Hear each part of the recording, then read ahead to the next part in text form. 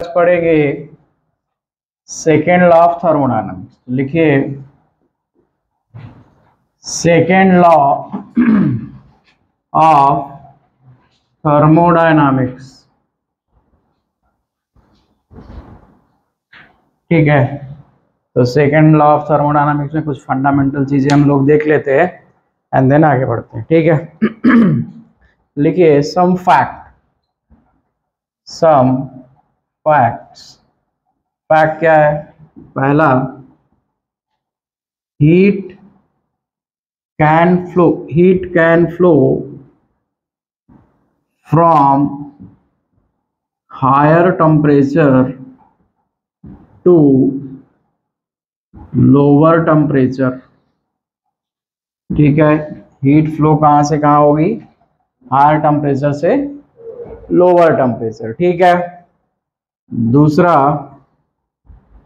Mechanical energy can be converted into heat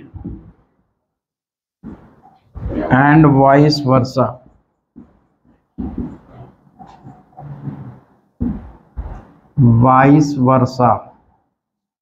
ठीक है, mechanical energy को हम लोग हीट में कन्वर्ट कर सकते हैं या हीट को मैकेनिकल वर्क या एनर्जी में कन्वर्ट कर सकते हैं। ठीक है, आइए थोड़ा कुछ एग्जाम्पल देखते हैं। जैसे मान लीजिए कि आपके पास ये एक कंटेनर है जहाँ पर एक पिस्टन हमने लगाया है जो फ्रीली मूवेबल पिस्टन है। यहाँ पे हम कोई गैस भरे हुए हैं। ठीक है, ओके। अब हम क्या करते हैं, कुछ फोर्स लगा के यहाँ पे पिस्टन को हम प्रेस करते हैं। ठीक है, तो हमने क्या किया है, वर्क। तो मान लीजिए कि आपका पिस्टन शिफ्ट होके नीचे आ जाता है, राइट। हेलो बच्चों, ठीक है, तो मान लीजिए इतना ये डिस्प्लेस हो गया, तो डेल्टा वी वॉल्यूम चेंज हो गया। पहले वॉल्यूम कितना था आपका, मान लेते हैं कि वी था, बाद में क्या हो गया वी डैश, तो वी माइनस वी डैश क्या होगा, डेल्टा वी।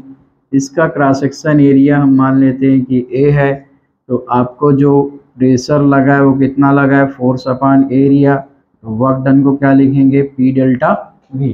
तो हमने कुछ वर्क किया है।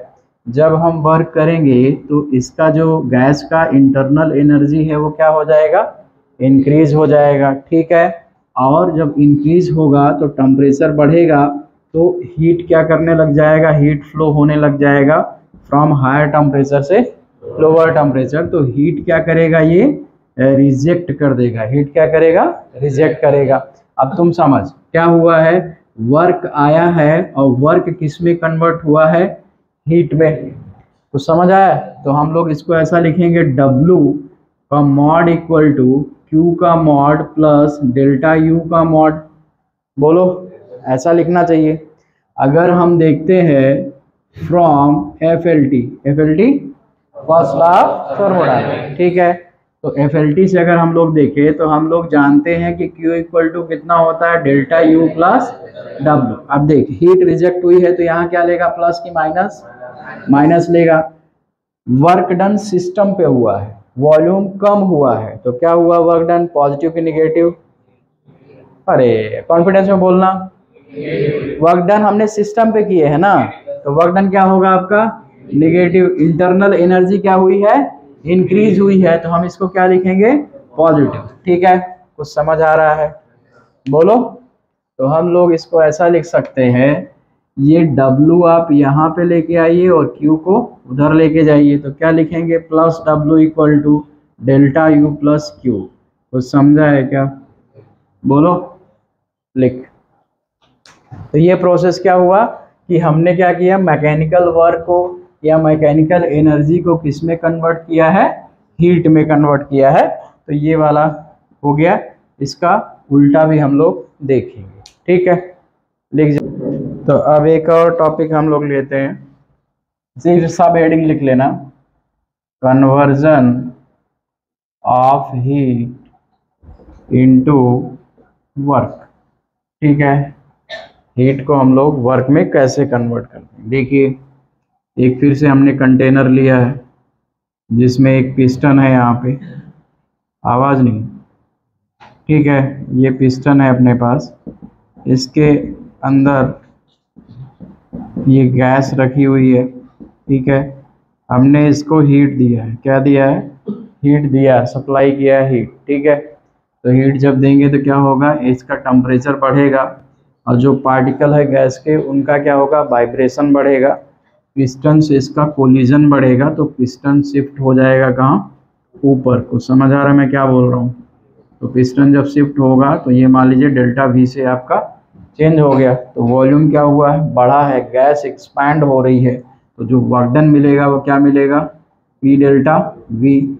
जब गैस को हीट देंगे तो टेम्परेचर बढ़ेगा, तो delta U equal to F by two N R delta T. बोलो, याद है कि नहीं। तो डेल्टा टी जब बढ़ेगा तो डेल्टा यू भी क्या हुआ है, इंक्रीज हुआ है। तो जब हीट सप्लाई करेगा, हीट सिस्टम को देगा तो किस में लेगा, प्लस में। डेल्टा यू बढ़ा है तो किस में लेगा, प्लस में। आपका डब्लू बढ़ा है तो किस, डब्लू वर्क डन हुआ है तो एक्सपांसन हुआ है तो क्या लेगा, प्लस में।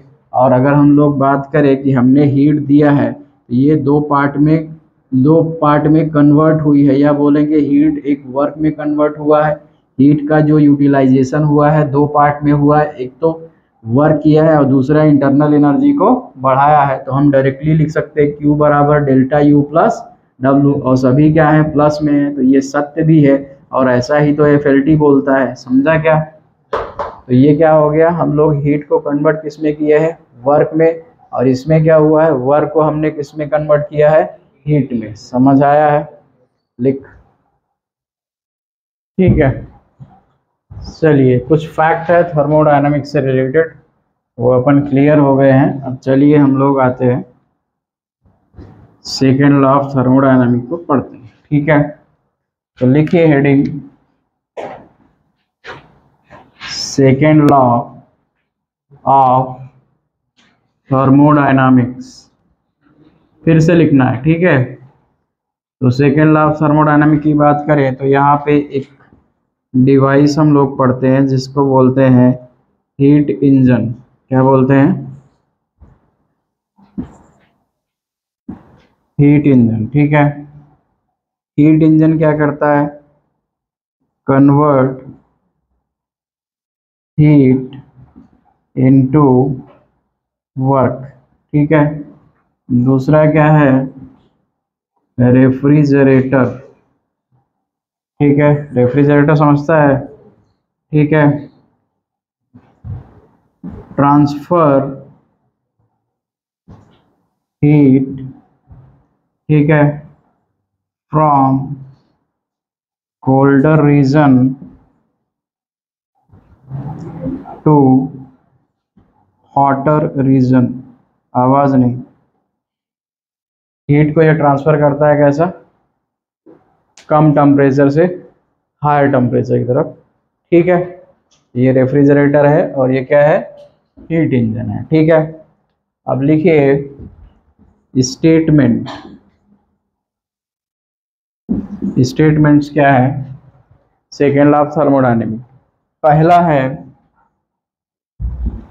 It is impossible to convert 100% heat into work. ठीक है, it is impossible to convert 100% heat into work. ठीक है, दूसरा है, it is impossible to transfer heat from colder region to hotter region without doing any external work।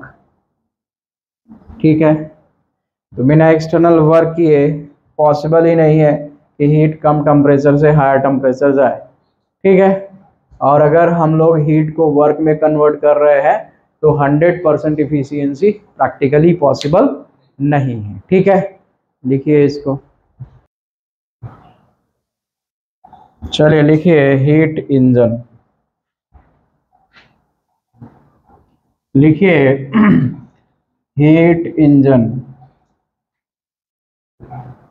Heat engine की बात करें तो लिखिए it is a device which convert partially heat into mechanical work,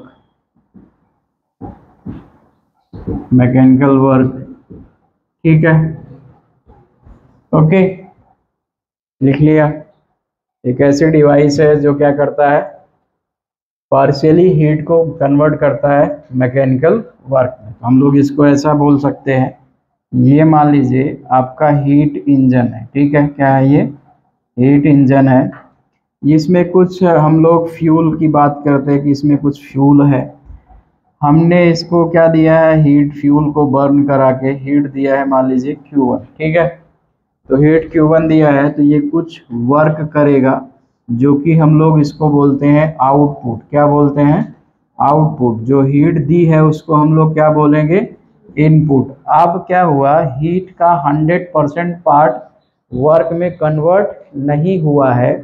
तो अगर हीट का 100% part work में convert नहीं हुआ है तो हीट का कुछ पार्ट वेस्ट हुआ है, लॉस्ट हुआ है। कुछ समझ आ रहा है? तो हम लोग बोलेंगे कि यहाँ पे आपका कुछ हीट लॉस्ट हुई है, या हम बोलेंगे कि हीट क्या हो गया है, वेस्ट हुआ है। कुछ समझ आया है? तो जब हम लोग देखेंगे कि जो वर्क डन है तो वर्क डन कितना होगा, Q1 माइनस Q2। कुछ समझ रहा है? हीट कितनी थी Q1, जिसमें से Q2 निकल गई, जो बचा है वर्क वो कितना होगा, Q1 माइनस Q2 के बराबर। तो समझा है? हम इसको ग्राफिकली अगर समझें तो मान लीजिए ये आपके पास ये वॉल्यूम एक्सिस है, ये आपका प्रेशर है, ये स्टेट 1 था, हमने हीट दिया तो गैस एक्सपैंड हुई होगी। तो ये हीट क्या है आपका Q1, जिसको मैं बोलूँगा ये इनपुट है। तो ये स्टेट 2 पे गया, गैस एक्सपैंड हो गई है, ठीक है। अब जब गैस ये आपका एक्सपैंड हुआ है तो आपको कुछ ना कुछ क्या मिलेगा, वर्क मिलेगा, क्योंकि वॉल्यूम में चेंज आया है। फिर क्या होगा कि कुछ जो रिमेनिंग जो हीट है वो क्या होगी, रिजेक्ट होगी। तो जब हीट रिजेक्ट होगी तो कंप्रेशन होगा, तो आपको ये हीट क्या हो गई है, रिजेक्ट हो गई है। तो हम बोलेंगे कि जैसा जो आउटपुट है वो आउटपुट कितना है, W, and that is Q1 minus Q2। और जो आपके पास इनपुट है वो कितना है, Q1 है। तो समझ आ रहा है? तो अगर हम इफिशियंसी की बात करेंगे तो efficiency equal to eta equal to कितना हो जाएगा, W बाई Q1। तो समझ रहा है? बोलो। तो हम लोग लिखेंगे, यहाँ लिख देता हूँ, जो ईटा होगा वो होगा Q1 माइनस Q2, W और अपान कितना, Q1। तो eta equal to 1 minus Q2 by Q1। और अगर हमको ईटा परसेंट निकालना है तो लिखेंगे 1 माइनस Q2 बाई Q1 और इंटू कितना, 100%, and this is the efficiency of heat engine. समझा है? लिखिए।